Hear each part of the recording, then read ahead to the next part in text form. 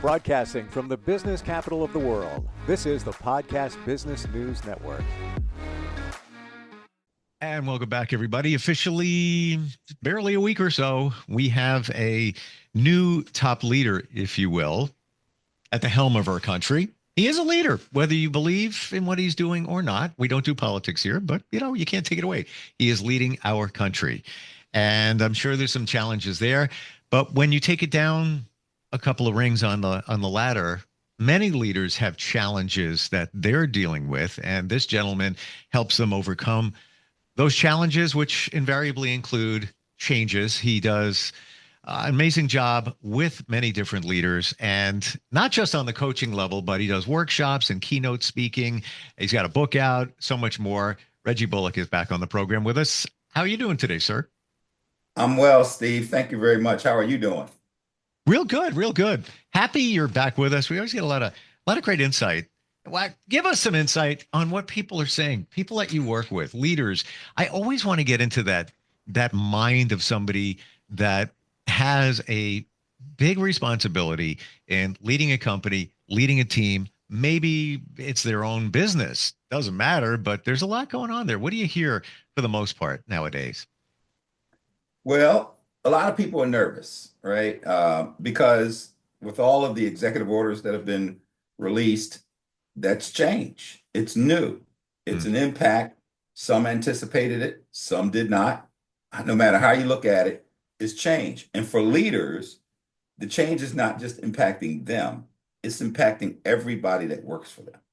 All right. So no matter what your political choices are, you still fall under the policies, rules, regulations, laws of the United States. And they're wondering, how do they navigate this new space, particularly in many instances where they may or may not agree with it. So I am having to help them do what I call a mindset reset, right? Once upon a time, we thought the world was flat, and it wasn't. But everybody, based on all of their doctrine and thought process, thought it was flat. And when they were told it was round, many didn't believe it, and they continued to think the world was flat. They were not going anywhere because they would fall off the face of the planet, right? And so they needed a mindset reset. Well, I'm not comparing it to now of falling off the face of the earth, but what I am saying is sometimes we just have to reset our minds and look at the future and not at the past. You bring up a point that I feel there for a moment. What if you're part of a company, a situation, and you're not feeling what upper management is directing you to do, but you now have to lead a team, and you can't go in this direction because that's not what has been set forth by, let's say, the stockholders, whatever it might be. How do you navigate if you're not truly believing in something? Yeah, that's hard for some people. And what I try to tell people is go back to the bottom line. Most positions, jobs are, at the end of the day, a transaction.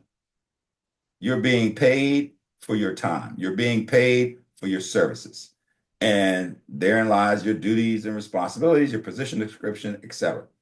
So you don't necessarily have to like anything that the company wants you to do.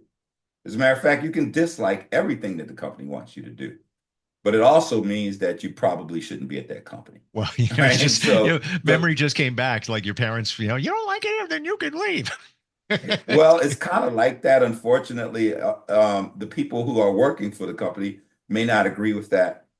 But if there are policies, rules, and regulations that you have to carry out, that you have to administer, and you disagree with them, and it goes against your ethos, your ethics, or your values, your morals, your religion, etc.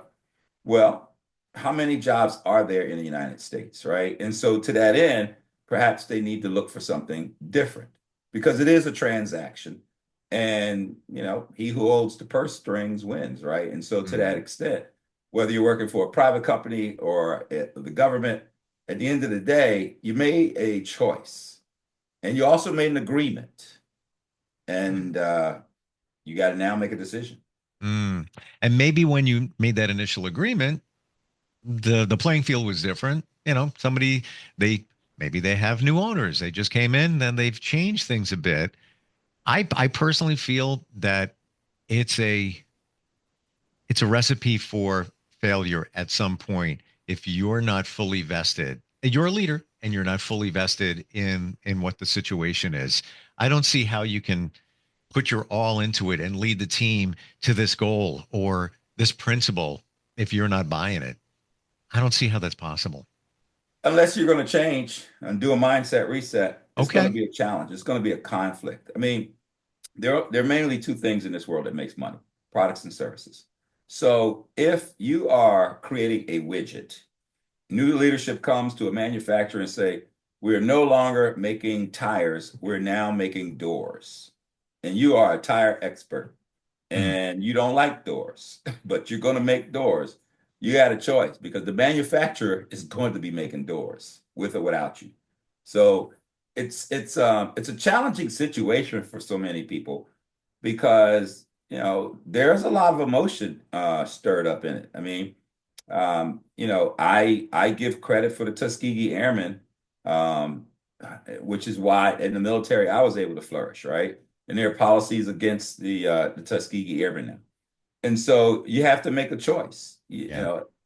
This is not our first rodeo. We've been through this in the 80s. We've been through this in the 2000s. And so here we are going through it again, but it does come down to choice. And as a coach, when I'm coaching leaders, the first thing I remind them is that they're leaders. Mm. And sometimes you have to compartmentalize. And are you leading the people for your team, for your organization, for the government, or are you leading the people for yourself? And you have to make that distinction. You bring back a personal memory for me. And I didn't think of this until we were actually discussing it, but I was at a job for a lot of years. It was really successful, got to tell you. And it was early in my career, and I stayed there for a long time, but things changed. And the direction I hosted a morning show, they were going in a different direction. It was kind of a rude and crude direction, and that's not me. And sat with it for a little while. It was over a period of time. I looked at other jobs in the company, wasn't feeling right. And, just to this point, we were selling tires. Now we're selling steering wheels. It wasn't feeling right. And Right. I woke up after a lot of soul searching. It was a tough one. I woke up on a Monday and I went to work and said, Wednesday will be my last day. And that was it. And I walked away from it. And it, happy I did because other doors opened up, but Right. it was a tough decision because it just didn't feel right. And I guess that's how it goes. After a while, it's you're making tires and now they change. It doesn't feel right anymore. And I think that's kind of where we are right now, at least with a lot of the leaders that are calling me, texting me, emailing me, messaging me, and they're sitting in that space of a quandary because they have to make change. And, Mm, mm. to some extent, right, it can impact your economics. You might have children in college, you might be buying a house, or you may be deep in debt. And so all of these factors are part of your decision. And it's hard for some people. But from a leadership perspective, what I decided to do, I created a 25% flash sale on my 6 session coaching package and just blasted it out there because I know that there are a lot of people who need leadership coaching. And, unfortunately for some, the price is beyond their range. And so to that extent, I figured I'd reduce the price significantly for 60 days. They can come in and take advantage of it because I'm listening to all of this, right? And so for government people, of course, they can do it on a contract because I'm certified with the government. But people need help. And as a coach, I'm listening to this. And so I'm just doing my part to say, hey, here I am. I can help you. You make it exciting. Even just saying, flash sale. It's kind of fun and cool. It's like, you know what, I'm gonna take advantage of that. I'm gonna change my situation, up my game.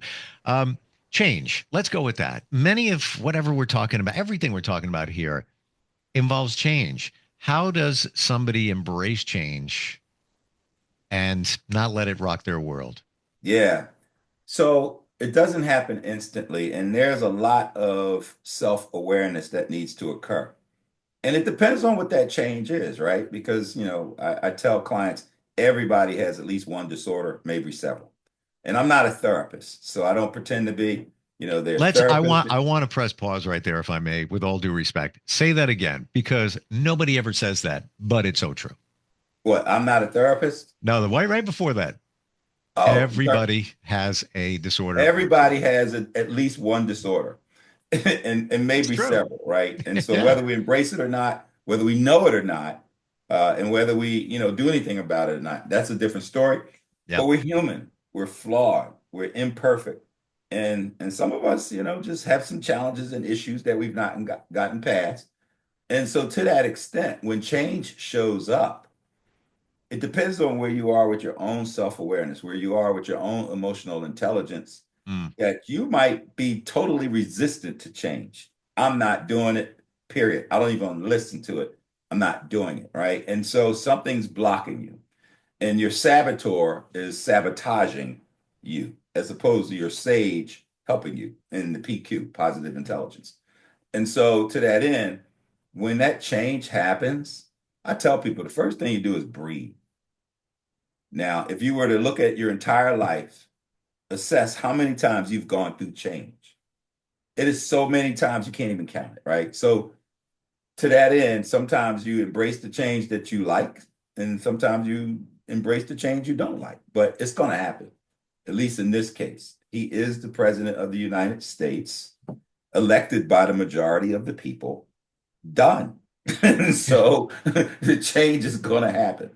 But you have to take a look in the mirror and assess yourself, because if you've not walked this type of journey before, it's going to be hard. If you're the type of person that's not open to change, it's going to be difficult.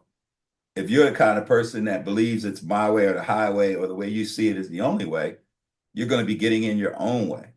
And so, as a Mm. leadership coach, when I listen to people and I coach people through change, it starts off with, are there anything, are there anything out there that's relevant that you want to tell me that you need to overcome? Because if there are barriers, then we have to get past that first before we can even address the change. Yeah, because it can be Mm. holding you back. Now, when change is inevitable, Yeah.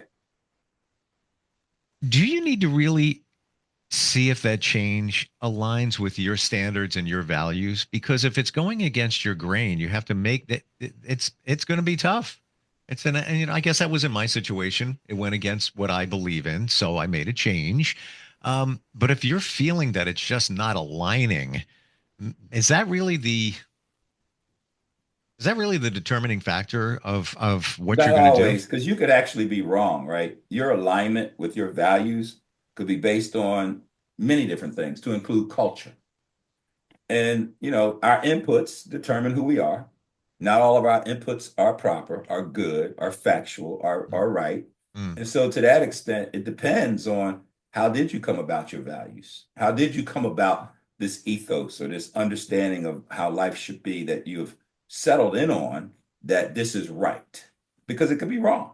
All Mm. right. And so if you are open-minded enough to at least evaluate all of the facts and all of the information, and then make a determination, okay, that's fine. If you are so set in your ways that it clashes with your values and you will not do it, that's fine too, right? And because at the end of the day, you got to make a choice, and then you have to live with your choice, Mm. right or wrong. You're going to make a choice, and then after that, you're going to live with your choice or consequence or repercussions, right? Or benefits, and so to that end, you're gonna do it. You're gonna put it out there and see what comes back. And so nobody's perfect. You're not gonna get it right every single time, but having an open mind to at least evaluate as much as you can, so that you can anticipate the repercussions or the consequences or the good stuff. I Mm. think it's at least worth a conversation, and that's where coaches come in. Absolutely. And that's wherein lies what we said before. Actually, you mentioned it, the mindset reset. That could be the checks and balances on your moral compass and your standards and whatever, pilots you they may not be founded. They may be off a little bit, but until you do that deep dive with somebody else, you're really not going to know. You just think you know. Yes, I mean, in the 60s and 70s, the majority of the people smoked cigarettes. I remember when there were ashtrays on the airplane in the armrest, right? Yeah. And everywhere you go, there were ashtrays. And so it was a culture of smoking. Now, some countries still have that culture, but the United States changed that culture. And that had to be a mindset reset. Mm. And to some people, it still is, right? I'm going to smoke, I'm going to die from something. They have all of the reasons why they smoke. But the point is choice. So if you choose to keep smoking, what's going to happen?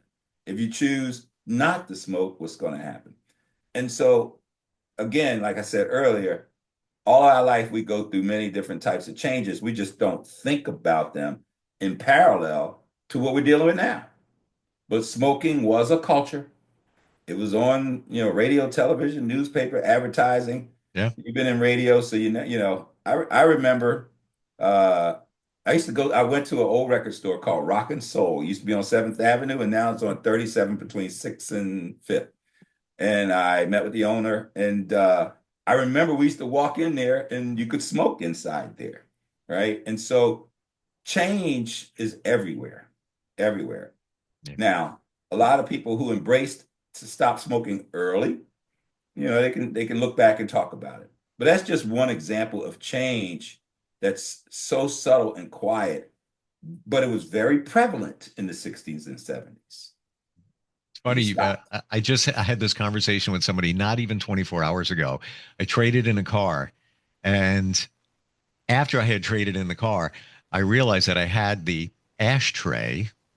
I didn't even know it had an ashtray because that that section was I would keep change in there. If I run into a convenience store, I get a quarter or whatever, grab it, and the ashtray sat in that little area.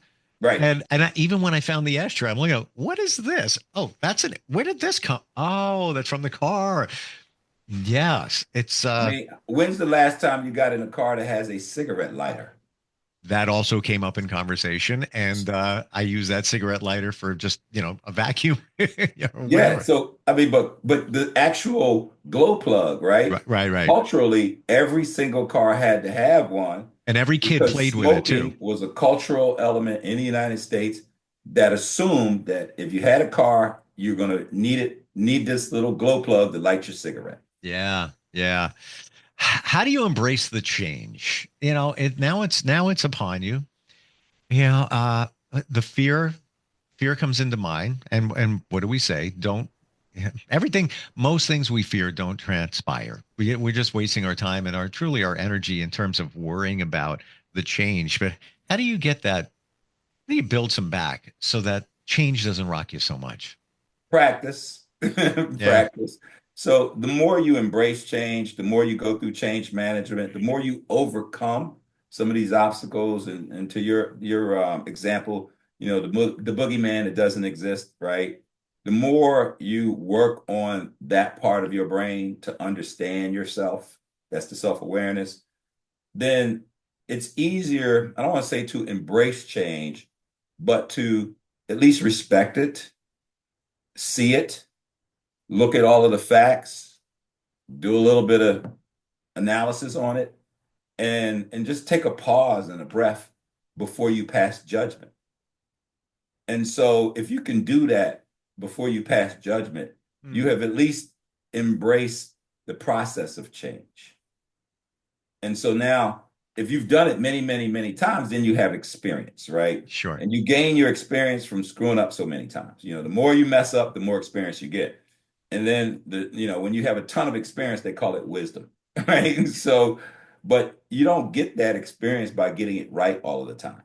So with the change, it's hard. And some people culturally or environmentally or however they were raised, they don't see it the way other people see it. And so this is the way I see it. I'm my way or the highway. And so they need somebody to help them navigate that space. And that's where, leadership coaches come in, where we allow you to see it from different perspectives from your own mindset. not from Reggie's. I'm not going to just tell you my perspective because I'm not the one that's being coached. It's all about you. So I would help Steve navigate Steve's headspace just to see if Steve can take a look at some other things that Steve could embrace, right? And so the more you do that, and then you see positives come out of it, the ultimate book that I tell people about, and I even coach from this sometimes, is Sam I Am, Green Eggs and Ham, right? It is the ultimate change book, right? And so, I Wow. mean, and so, I do like them here or there. I will eat them on a plane. I will eat them on a train. I do like Green Eggs and Ham. I like them, Sam I Am. It is the prime example of what you're talking about. Um, you know, and oh, by the way, we call him the cat in the hat, but in the book, he has no name. And so the point is that person embraced change eventually, but Sam I Am was the leadership coach and navigated him over a period of time until that change happened. I find it very interesting that he was called Sam I Am. And I am is one of the most powerful statements you can ever make. No, It seriously, is. It right? is. You can, and it's been said, just keep repeating whatever you are. I am strong. I am resilient. And I never put the two and two together. I don't know if that was intentional to Sam I am, but it Well, adds and that's part of power. the change, right? Because when you say I am, I am, I am, you're now strengthening Yes. who you are based on who you want to be. And now it's that self-talk that's going on over and over in your head. And it gives you that strength to make change. Mm. And I just realized this that when you say I am, you're living in the now. Yes, not the Mm. past. Right. You're living in the now. Wow. Interesting. Uh, I get downloads from songs. I've played music on the radio for decades. And the one that drops in my mind is a song by David Bowie called Changes. And some of the lyrics go, changes, turn and face the strange. And time may change me, but I can't trace time. And turning and facing the strange, it's to me that sounds like there's a change coming. Turn around and meet it head on instead of hiding from the change, because that's going to get you nowhere. Well, for some people, again, if it's the first time, it's hard to embrace change. 100%. For those that have done it many times, it becomes easier. Yeah. And Yeah. then the more you do it, then to your point, you turn and you just deal with it, just embrace it. It's coming. But again, we put our hands over our eyes, in total denial that as long as we can't see it, it doesn't exist. That's human also. That's a reality. And so part of the coaching is to get people to take their hands down and recognize that denial is not going to achieve you anything other than more denial. And the more you embrace change, then the stronger you get as a leader, right? And remember, I keep saying I'm a leadership coach. Everybody's not a leader. So for some people, my style of coaching is not for them. Mm. But if you are a leadership coach and I'm coaching you, it can be a contact sport. Nice. Love it. Best way to reach you is your website, and that's your name, right? Yeah, www.reggiebullock.com is the easiest way to reach me.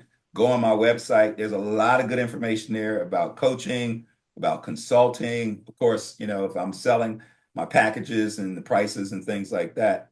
But yeah, there's a lot of information. And of course, you can reach me through that. Always great talking with you, Reggie. Learn so much, validates a lot as well, and truly appreciate it. Thanks for being here. Thanks, Steve. You have a good week. You too. We'll be right back.